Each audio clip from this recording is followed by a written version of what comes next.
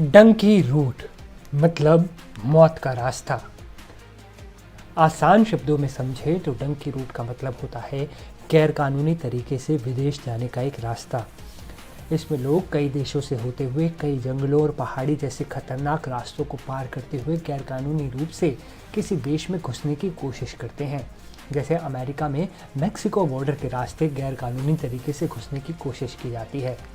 इसी तरह ही अलग अलग देशों में डंकी रूट्स अपनाए जाते हैं इल्लीगल तरीके से उस देश में एंट्री करने के लिए। डंकी रूट्स में एजेंट्स की बहुत बड़ी भूमिका होती है। वो अमेरिका जाने की इच्छा रखने वाले भोले भाले लोगों को बड़े बड़े सपने दिखाते हैं। उन्हें टूरिस्ट वीज़ा पर लैटिन अमेरिका के किसी देश जैसे ब्राज़ील, इक्वाडोर, पनामा तक पहुंचाते हैं। उसके बाद वहां से उन्हें जंगलों में धकेल देते हैं। मजबूरी में फंसे लोग ना इधर के रहते हैं और ना ही उधर के रहते हैं। वहां से जंगलों, पहाड़ों के खतरनाक रास्तों पर कई दिनों का सफ़र तय करके मैक्सिको बॉर्डर तक पहुंचा जाता है और किसी तरह अमेरिका में गैरकानूनी तरीके से घुसने की कोशिश की जाती है, जिसके बाद वो पुलिस के हाथों भी पकड़े जाते हैं और उन्हें डर भी बना रहता है। अब सवाल है कि इस पूरे प्रोसेस को डंकी नाम क्यों दिया गया?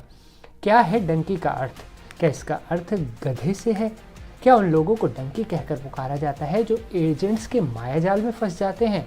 तो इसका जवाब है नहीं। डंकी शब्द अपने पंजाब के वर्ड डुंकी से बना हुआ है। इसका मतलब होता है एक जगह से दूसरी जगह कूदना। डंकी रूट इसी से वर्ड बना, डंकी रूट। कई बार डंकी रूट से किसी देश में पहुंचने के लिए महीनों लग जाते हैं।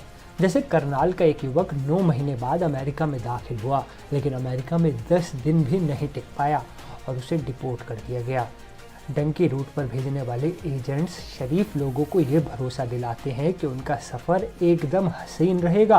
बड़े बड़े सपने दिखाए जाते हैं, भरोसा दिया जाता है कि वीज़ा भी मिलेगा और उस देश की नागरिकता भी वो दिलवाएंगे।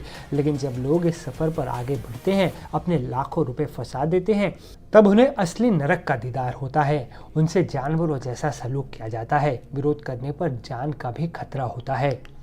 डंकी रूट्स में ट्रक, नाव, पानी के जहाज और हवाई जहाज के जरिए गैर कानूनी तरीके से उसके बाद कई दिनों तक जंगली और पहाड़ी रास्तों पर कई दिनों का सफ़र तय करने के बाद सर्दी, गर्मी, बारिश जैसे भयानक ख़राब मौसम का सामना करना पड़ता है। लाखों रुपए खर्च करने पड़ते हैं और फिर इल्लीगल तरीके से किसी देश में घुसने की कोशिश की जाती है।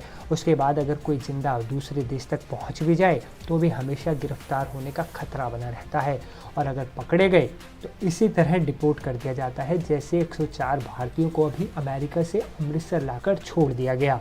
हालांकि अच्छी बात यह है कि डिपोर्ट किए गए लोगों पर भारत में कोई कानूनी कार्रवाई नहीं की जाएगी। ये एक बहुत बड़ी राहत है क्योंकि वो लोग पहले ही बहुत परेशान हैं।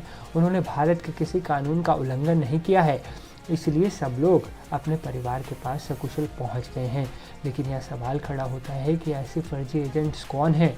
उन पर कब कार्रवाई होगी जो भोले भाले लोगों को अपने मायाजाल में फंसाते हैं और फिर लाखों करोड़ों रुपए ठग कर उन्हें मरने के लिए छोड़ देते हैं? उन पर कार्रवाई बहुत ज़रूरी है। आप हमें कमेंट कर ज़रूर बताएं कि क्या कभी कोई आपका अपना भी कभी डंकी रूट्स का शिकार हुआ है? क्या कभी आप भी फर्जी एजेंट्स के मायाजाल में फंसे हैं? कमेंट ज़रूर करें क्योंकि एक बहुत बड़ा मुद्दा है और अमेरिका जाने का सपना देखने वाले लोगों को ये वीडियो ज़रूर पहुंचाएं क्योंकि उन्हें असली हकीकत का पता चलना चाहिए। कैसे उनके परिवार के लाखों करोड़ों रुपए एक झटके में ही अब ख़त्म हो रहे हैं। उन्हें डिपोर्ट किया जा रहा है।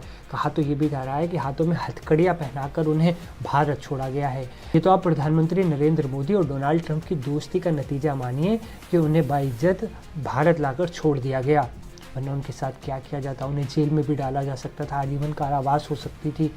इसलिए बहुत सतर्क रहें। सही तरीके से, सही रूट से अगर आप जाना चाहते हैं, किसी भी देश में काम करना चाहते हैं तो उसका एक प्रोसेस है, उस प्रोसेस को फॉलो कीजिए। फर्जी एजेंट से बचें, यही आपसे अपील है हमारी। नमस्कार।